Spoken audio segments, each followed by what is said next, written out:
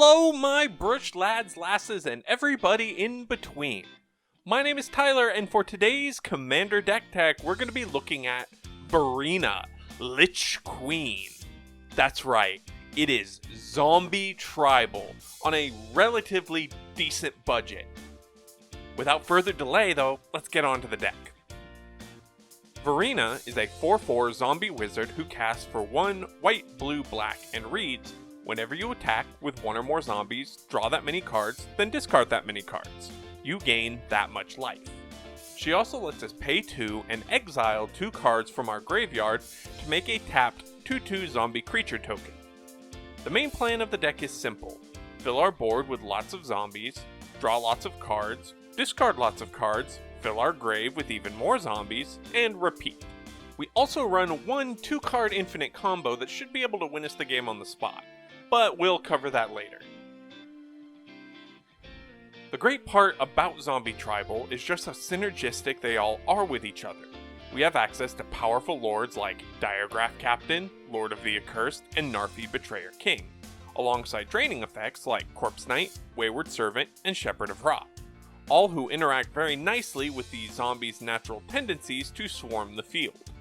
Partnered alongside token generators such as Tormod, Vizier of the Scorpion, Josu Ves, Graveyard Marshal, God Eternal Oketra, and Eternal Skylord, along with non-creature spells such as Vile Rebirth, From Under the Floorboards, Moan of the Unhallowed, Necrotic Hex, Endless Ranks of the Dead, Graph Harvest, Zombie Infestation, and Necromancer's Covenant, our army of unimposing 2/2s quickly take over the board and drag other creatures back down to the grave with them.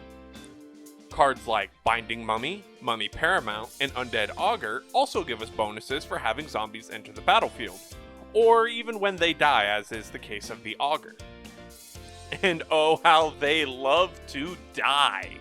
The graveyard is nothing if not just a standby zone for zombies waiting to be used again. Ebon Death, Draco Lich, Gisa and Geralf, Gravecrawler, Gravedigger, Master of Death, Scourge of Neltoth, and Zombie Ogre all care about our creatures either dying or already being in the graveyard, while spells such as Costly Plunder, Grave Purge, Raise the Draugr, Village Rites, Blood Divination, Entreat the Dead, Raise Dead, Rise Again, Rise from the Grave, Victimize, Diabolic Servitude, and the Eldest Reborn ensure that we constantly have access to the dead that are in our graveyard.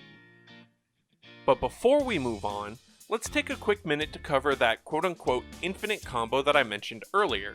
While I guess it technically isn't considered infinite, as it would eventually mill us out, we can win the game with it so long as the opponent with the most life has fewer life than we do cards in our deck.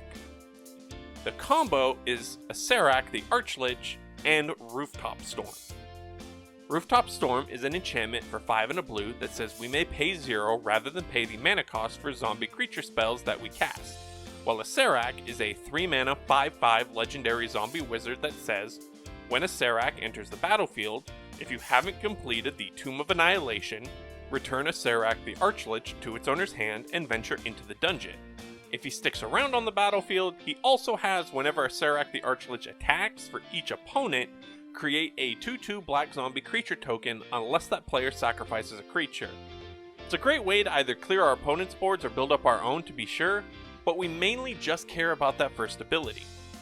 One of the 3 available dungeons after the release of Adventures in the Forgotten Realms is the Lost Mine of Pandelver. When first venturing in, you get to scry 1. The next choice gives you the option of one of 2 rooms, either to make a 1/1 red goblin or to create a treasure token. Whichever we pick gives us access to the 3rd set of rooms, which is what we want, the Dark Pool. Upon entering here, each opponent loses 1 life and we gain 1 life. We then finish in the 4th room and draw a card before exiting the dungeon. This last room is why our library has to be bigger than the life total of the opponent with the largest life total, and if that's the case, we can use Rooftop Storm to constantly replay Acererak for free, looping the Lost Mine of Pandelver dungeon until the Dark Pool drains our opponents all at once.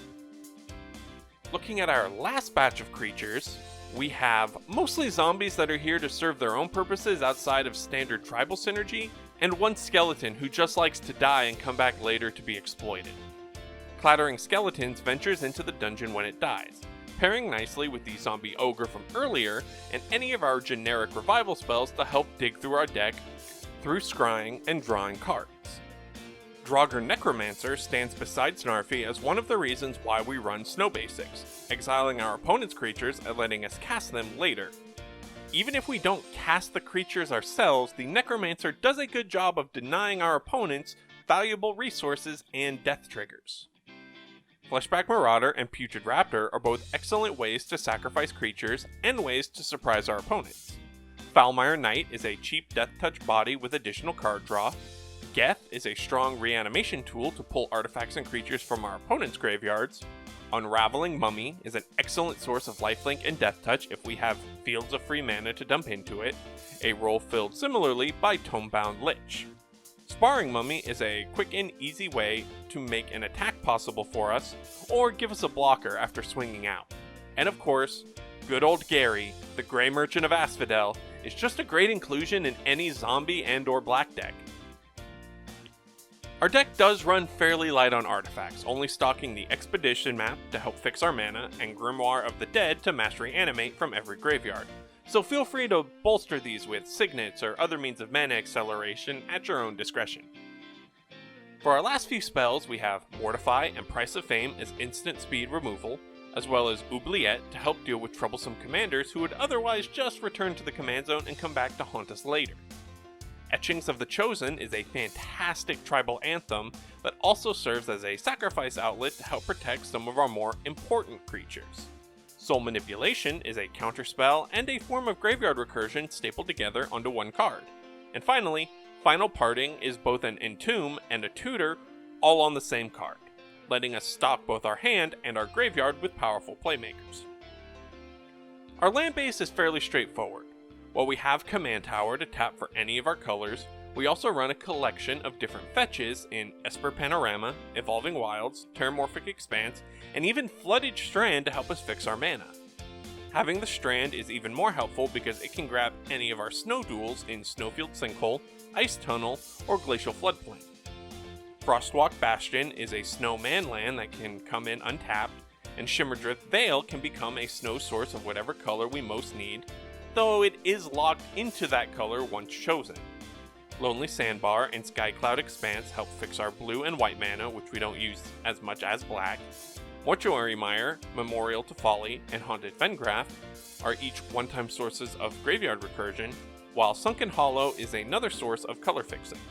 Top things off with 6 snow-covered swamps, 9 snow-covered islands, and 6 snow-covered plains, and we are ready to roll. Thank you all for joining me on today's Deck Tech. Zombies are a very flexible tribe that offer tons and tons of customization, almost on par with humans.